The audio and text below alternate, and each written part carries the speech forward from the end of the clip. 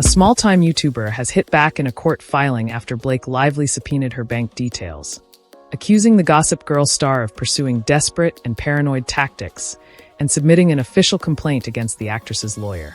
Lively, 37, has claimed throughout her ongoing legal battle that her ex-co-star Justin Baldoni paid influencers to smear her following the premiere of 2024 domestic violence drama film It Ends With Us. But in an ironic twist, pro-Baldoni YouTuber Kassidy O'Connell says the only money she has received is from ads on her videos starring Lively's husband Ryan Reynolds. MS. Lively, who still cannot accept that the criticism against her online is completely organic and of her own making, has made yet another move guaranteed to make matters far worse for her reputation by lashing out at content creators on social media. O'Connell wrote in the filing published on the docket Friday. It Ends With Us actress Lively sparked uproar on social media when she sent a legal demand to Google for the financial and personal records of 16 YouTubers earlier this month, and to social media site X for another 20 users. Some of the content creators told DailyMail.com they believe Lively is trying to prove a conspiracy that her legal nemesis Baldoni paid them to produce negative content about her, which they deny. One creator, who uses the pseudonym Kassidy O'Connell, has filed a fiery response asking the judge to cancel her subpoena and accusing Lively of a desperate and paranoid attempt to prove an imaginary smear campaign. O'Connell, who has around 16,000 subscribers to her YouTube channel, submitted her initial response last Wednesday without a lawyer, saying she was trying to meet tight court deadlines before she had a chance to hire an attorney. She was scathing of Lively in her 11-page motion to quash the Google subpoena, which she filed alongside a copy of her California State Bar complaint against Lively attorney Ezra Hudson. No third party has access to add additional money to a YouTuber's monthly pay, she wrote, trashing the theory that creators were paid by Baldoni. We are paid by AdSense according to ads run on our channel. Ironically enough, Mint Mobile often runs ads on my channel featuring their spokesperson, Ryan Reynolds, so if I've been paid directly or indirectly by anyone involved in this case, it's former party, Ryan Reynolds. Reynolds stars in Mint Mobile commercials and owned a reported $300 million stake in the company until 2023. The subpoena to Google asks for O'Connell's address, bank details, subscriber records, and detailed information on her YouTube account. O'Connell argued in her filing that it was an unwarranted invasion of privacy, pointing to Lively's own previous legal filings that asserted the actress' right to privacy when Baldoni tried to subpoena her data. MS. Lively herself makes a compelling argument that individuals have a constitutional right to privacy regarding their financial information, O'Connell wrote. MS. Lively appears to recognize the basic elements of privacy rights that individuals are entitled to, despite her attempts to pierce the rights others are equally entitled to. The YouTuber, who makes videos dissecting court documents in celebrity cases and prominent criminal prosecutions, said she had already been the victim of a stalker and sexual assault, and that she was terrified Lively would leak her private information, putting her in harm's way. Plaintiff's counsel has an established history in this case of improper, completely absent, redaction in filings and have exposed the home addresses of every Wayfarer defendant, O'Connell wrote.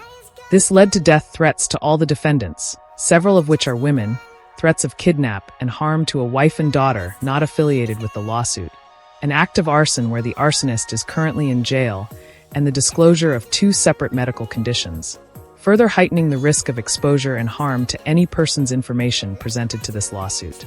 She proclaims herself to be the voice of women and vowed to not stop speaking for us, while simultaneously causing lasting harm to woman after woman with her counsel and the court's assistance. I, as most of her victims, have done nothing wrong and do not deserve to be unconstitutionally stripped of my rights to suit her whims. O'Connell called Lively's subpoenas abusive and sweeping, noting she served 60 third-party subpoenas and intends to file several more according to court documents. The plucky YouTuber also claimed that Lively's big law firm, Mannett, Phelps & Phillips, made a procedural mistake that invalidates their subpoena. O'Connell said clerks in Northern California federal court told her the subpoena to Google's Bay Area, California headquarters was issued from New York, not NorCal. But she cited legal precedents, saying that the subpoena must be routed through the nearest court to be valid. She also noted that Lively's subpoena referred to Reynolds as a party to the case, though he has already been dismissed from involvement by the judge. O'Connell noted the alleged mistakes in a complaint against Manat attorney Ezra Hudson to the California State Bar for issuing an improper subpoena.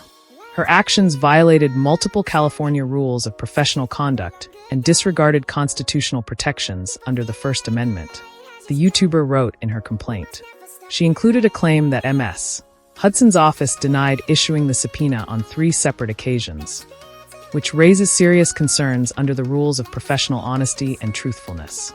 The misuse of a legal process to delay litigation, intimidate critics, and obtain improper discovery from non-parties is serious misconduct that undermines both legal ethics and constitutional protections. New York federal Judge Louis Lyman responded to her initial submission by issuing an order on Wednesday afternoon saying O'Connell must either refile under her real name or submit additional legal arguments explaining why she should remain anonymous.